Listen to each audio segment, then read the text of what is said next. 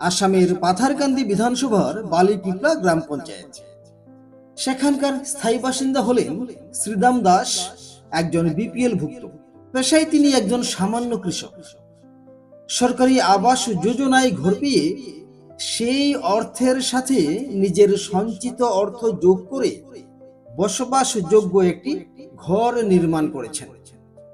কিন্তু প্রায় 1 বছরের অধিক সময় ধরে কিডনি জনিত রোগে ভুগছেন। হাতে পয়সা নেই, ধার দেনা করে অপারেশন করিয়েছেন। চিকিৎসা আরো বাকি, ঔষধ ক্রয় করার সামর্থ্যটুকু বর্তমানে হারিয়ে ফেলেছেন। শ্রীদাম দাসের ওই দুরবস্থায় আশার আলো ফুটিয়েছেন স্থানীয় নূরখা গ্রাম পঞ্চায়েতের বাসিন্দা প্রয়াত সোনামণি সিনহার কীর্তিমান পুত্র তথা একনিষ্ঠ সমাজসেবক মনোজ কুমার সিনহা। কর্মসূত্রে মনোজবাবু বহিরাজ্যে থাকলেও জাতপাত নির্বিশেষে নিজ এলাকার খবরাখবর রাখছেন সদাই।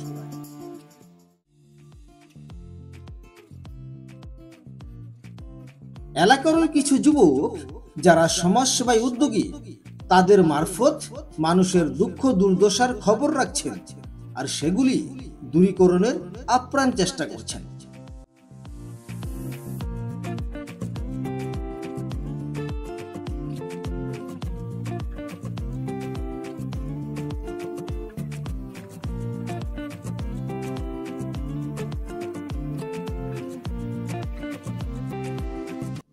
সেই মোতাবেক মনোজ বাবুর কানে পৌঁছায় ওই শ্রীদাম দাসের করুণ কাহিনী।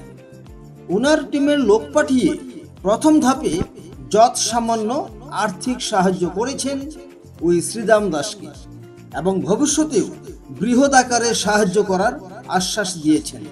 আর এমনটাই জানালেন শ্রীদাম দাস। আপনার সমস্যা কি বর্তমান? আমার সমস্যা কিডনি খারাপ হয়েছে। কবে হয়েছে? 1.5 বছর হয়ে গেছে।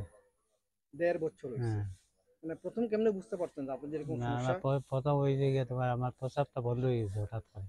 বন্ধ হওয়ার পরে ডাক্তারের কাছে গেছি, ডাক্তারের কাছে যাওয়ার পরে কোন জায়গায় মাকুন্দা ডাক্তার দেখাইছেন? মাকুন্দা প্রথম পরে পরে মাকুন্দা কইছে তুমি কেন তুই তো শিলচর যাওয়া লাগবো।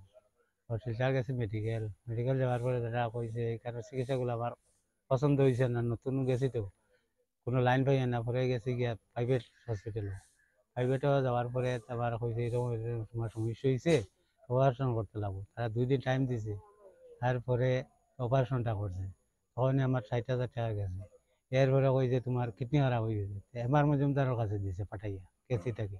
এমআর মজুমদার, আমি তো হসপিটাল চিনি না, তখন কই যে তুমি কোন জায়গা, কই যে তারা মিডিলিয়ান হসপিটাল। মিডিলিয়ান হসপিটাল যাওয়ার পরে তোমার আমি কইছি না প্রাইভেট দেখাইমু, প্রাইভেট ডাক্তার প্রাইভেট নিয়ে প্রাইভেট ডাক্তার।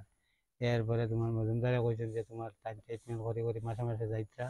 যাওয়ার পরে লাস্ট ও গত জুলাই না এপ্রিলও হয়েছে তোমার এখন ওয়াশ করতে লাগবো। আমি বলছি স্যার আমি গরিব মানুষ ওয়াশ করতে পারতাম না, টাকা পয়সা কেমন লাগবো, কইছে 40 থেকে 45 হাজার লাগবো। তখন আমি কইছি মেডিকেল যাও গিয়া।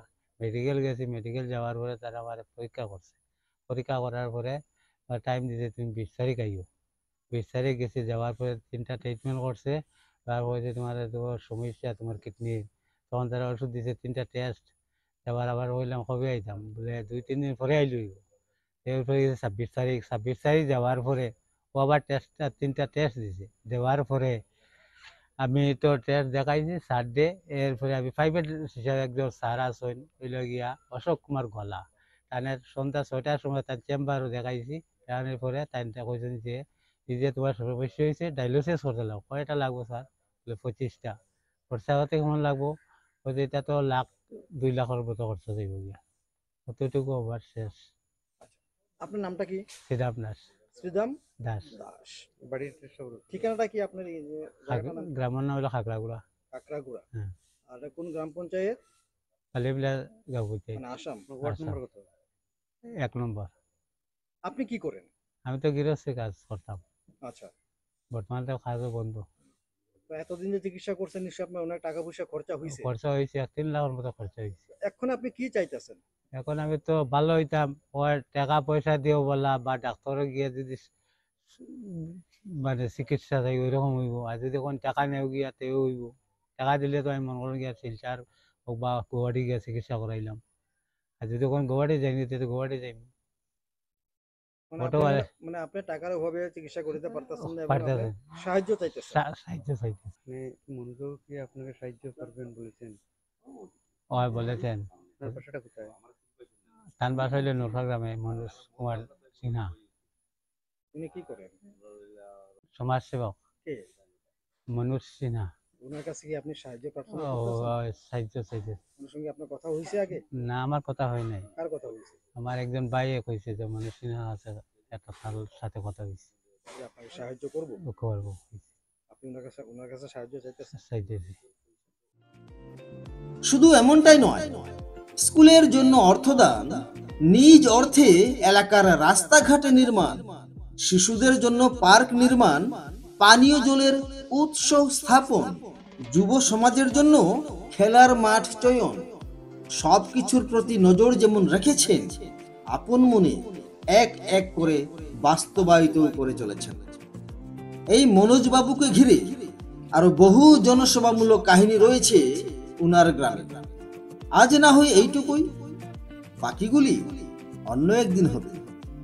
সফর প্রত্যাগত নিজস্ব প্রতিনিধির রিপোর্ট, ত্রিপুরা পাইওনিয়ার।